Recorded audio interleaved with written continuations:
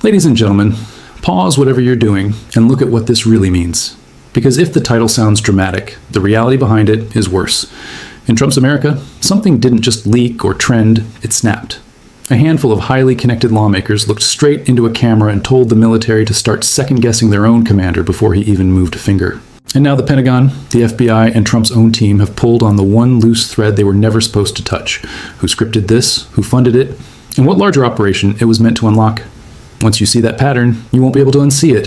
What happened this week wasn't a leak, it wasn't gossip, and it sure wasn't some anonymous Telegram post.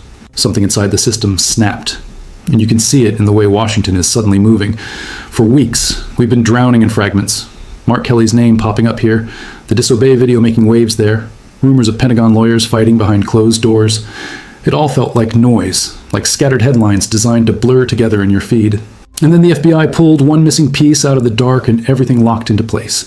Because what they found doesn't adjust the storyline, it blows it up. It proves this wasn't 6 lawmakers wrestling with their conscience on camera. It was a coordinated psychological operation, scripted and polished to fracture Trump's chain of command before he ever gave a single order. That's why the Pentagon is now weighing recall authority against a sitting senator, something the UCMJ was never meant to touch. That's why the FBI has set full formal interviews with all 6 lawmakers, not courtesy chats. And that's why Mark Kelly is watching in real time as the protective bubble around his astronaut hero brand deflates. Once you see that, the question shifts. This isn't just about fallout, it's about design. So to really understand how one discovery became a political earthquake, we have to rewind to where this all started. That carefully staged disobey message and the mission it was built to carry out from the very first frame. When you strip away the headlines and look at what actually happened in that video, the picture becomes even darker. 6 lawmakers, not random activists, not wide-eyed rookies, but men and women with CIA resumes and military service, stitched into their careers, sat in front of a camera and told America's troops to start second-guessing commands before President Trump had issued a single one. They weren't responding to an abuse of power or some explosive order from the Oval Office. They were preloading doubt into the chain of command. And when you do that under a brand new commander-in-chief, it stops being dissent. It becomes destabilization. The exact rhetorical blueprint foreign adversaries use when they want to fracture a military from within. And that's why the Pentagon didn't shrug this off. Inside those walls, lawyers immediately began dissecting the uniform code of military justice and asking a question that has never been asked in American history. Can a sitting U.S. senator be recalled to active duty for encouraging insubordination? Recall authority was designed for retired officers who break military law, not for elected officials with committee seats and press teams. But Mark Kelly's role in the video forced them to consider it anyway. That alone tells you how severe the breach was. And it didn't stop there. For the first time in the country's history, members of Congress are now facing federal investigation for urging defiance inside the armed forces. Think about how far past the guardrails you have to go for that to happen. So once the Pentagon put recall on the table, one agency had no choice but to escalate, not treating the video as political theater, but as a coordinated product that someone somewhere had to script. What tipped the intelligence community off wasn't the words themselves, right? It was the craftsmanship. The lighting wasn't improvised. The pacing was unnatural conversation, and the phrasing was something 6 different lawmakers would ever land on by coincidence. It looked like a studio piece, not a spontaneous warning. And inside the Trump administration, analysts flagged it almost immediately. The message was too synchronized, too polished, too perfectly aligned to have been written by 6 people with full schedules, competing agendas, and wildly different communication styles. This had fingerprints, the kind you only see when outside handlers are shaping the product. Once they began breaking it down, the pattern became impossible to ignore. The cadence, the emotional temperature, the deliberate calm overlaid with manufactured urgency. All of it matched structures used in previous psychological operations overseas. It wasn't just a message to the troops, it was a sequence. And when analysts ran it through the same SCOP framework used to evaluate destabilization campaigns abroad, it slotted in cleanly. And step 1, establish authority. We're CIA, we're military. Trust what we're telling you. Step 2, define the threat. Trump is unpredictable, dangerous, you need to be ready. Step 3, offer the solution. If the order feels wrong, disobey. That isn't political expression, that's a template. And when they cross-referenced those patterns, the same names kept surfacing. Former Brennan-era analysts, influence strategists, and operatives who had run nearly identical psychological scripts in foreign theaters. But the clearest sign that this was not just a polished video came later when the messaging did not stay trapped in the frame. It started leaking into the real world, appearing where no coincidence could explain it right outside America's own military bases. What happened next erased any doubt that this was bigger than a stage video. Almost overnight, the same message started appearing on enormous billboards across the country. Not in college towns or activist hubs, but outside military installations, including right at the doorstep of Fort Bragg, giant signs telling service members to question unlawful orders, to trust their conscience, to stand against illegitimate commands. The wording wasn't identical, but the rhythm was. The tone was, the timing was almost atomically aligned with the release of the Disobey video. You don't get that kind of synchronicity from organic activism or random donors with a printer and a passion project, and that's why the money trail became the next battlefield. Financial analysts started tracing the purchases, and the line pointed in a very familiar direction. Soros aligned PAC's nonprofits with long histories of funding influence campaigns overseas and intermediaries known specifically for hiding donor identities. Suddenly, it wasn't a question of whether the video was scripted. It was whether a multi-front psychological push was being launched against the military and the public at the exact same moment, priming both to see Trump as illegitimate before any supposed illegal order had ever been given. That's when Trump stepped in, and he didn't nibble around the edges. He ordered full-speed spectrum investigations, not polite reviews, not committee briefings, but top-down probes from the Pentagon and the FBI. A direct warning that anyone interfering with the chain of command would face real consequences, with no political armor to save them. And under that kind of pressure, the first crack appeared exactly where you'd expect, in the frantic public response of the man at the center of the storm. A response that revealed far more than he intended. Mark Kelly clearly thought he could get ahead of the blast radius with one long, hurried public statement. But instead of steadying the ground, he cracked it even further. His explanation tangled itself in contradictions, undermining comments he had made just days earlier. The tone wasn't confident or principled. It was defensive, almost frantic, like someone trying to patch holes in a ship that's already taking on water. And for a man who built his public persona on discipline and precision, it was the worst possible look. Retired officers noticed immediately. They began pointing out bluntly and publicly that Kelly's interpretation of the Uniform Code of Military Justice did not line up with what enlisted troops learn in their first week. If a former Navy captain appears confused about the basics of UCMJ, the credibility collapses fast, and that collapse seeped straight into the ranks. Inside the military, the reaction splintered. Some service members were outright furious, others were bewildered, and many were simply stunned that sitting lawmakers were telling them to prejudge the legality of commands before those commands even existed. Analysts pointed to a chilling precedent. After Charlie Kirk's assassination, a small number of troops openly celebrated online. Now, those same individuals were hearing elected officials validate the idea of defying their superiors. The combination wasn't political friction, it was fuel landing on embers that were already burning under the surface. And just as that internal pressure reached a breaking point, the next shock hit, not from Congress, not from the Pentagon, but from inside the FBI, where a leak reframed the entire Disobey video as something far more calculated and far more forward-looking than anyone initially realized.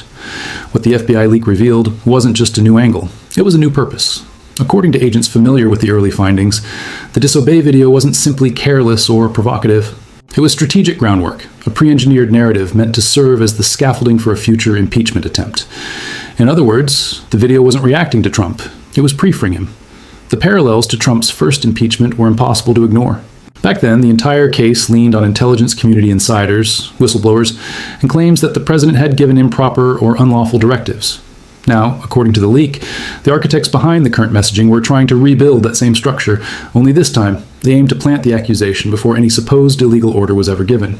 They wanted the suspicion baked in, normalized, circulating in the bloodstream of the political conversation. The alleged plan, as agents described it, unfolded in two steps. First, seed the belief that Trump issues dangerous or unlawful commands, even in the absence of evidence. Second, once that narrative settles over the public like fog, activate insiders, the same type of intelligence-linked whistleblowers used in 2019 to blow the whistle on orders that may never have existed. As one FBI official reportedly phrased it, history doesn't repeat unless someone forces it to. And in this case, the same strategists who scripted the first act were gearing up to write the sequel. The leak changed everything. Investigators shifted from treating the video as a message to treating it as material.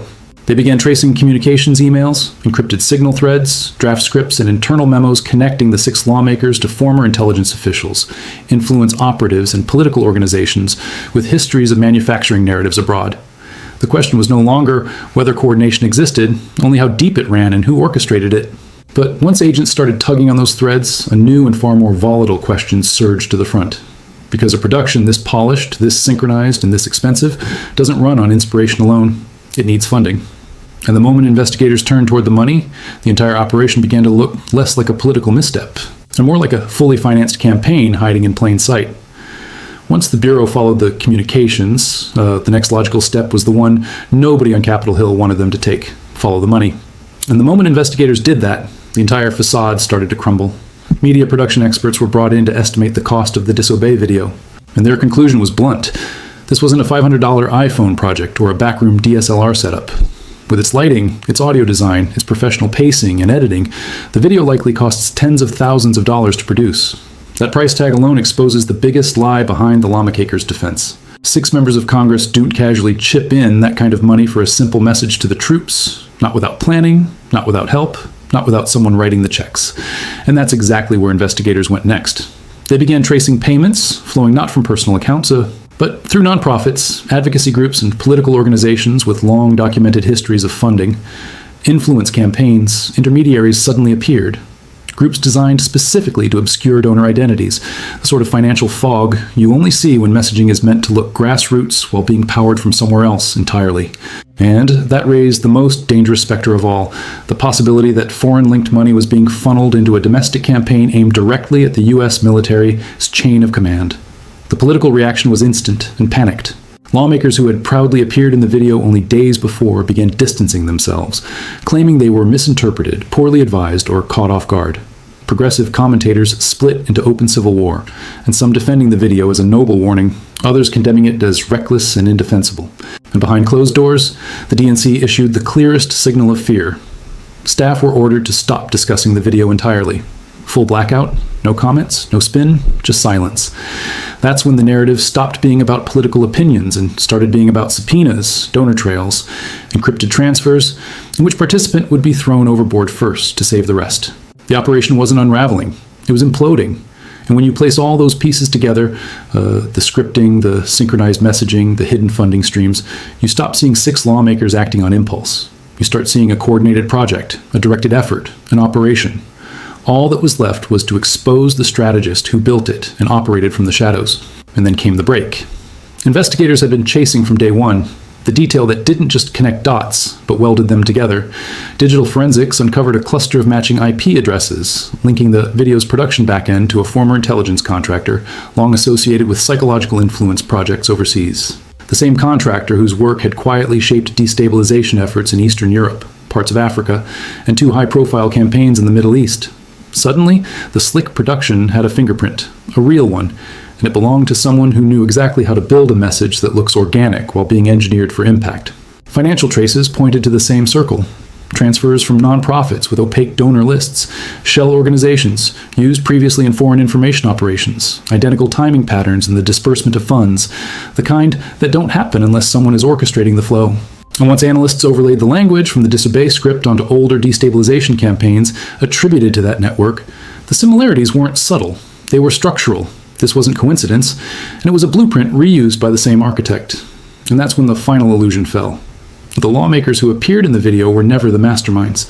They were the amplifiers, the faces chosen for credibility. While the real strategist stayed hidden behind contracts, intermediaries, and deniable channels, the brains of the operation was someone who understood how to weaponize messaging, manipulate perception, and operate from the shadows until the wrong investigation forced him into the light. That brings the story full circle to Trump's second administration. Whatever people think of him, his posture is unambiguous. There will be no immunity for anyone who undermines the chain of command, no tolerance for foreign-funded influence targeting the military, and no pass for manufacturing a constitutional crisis in advance.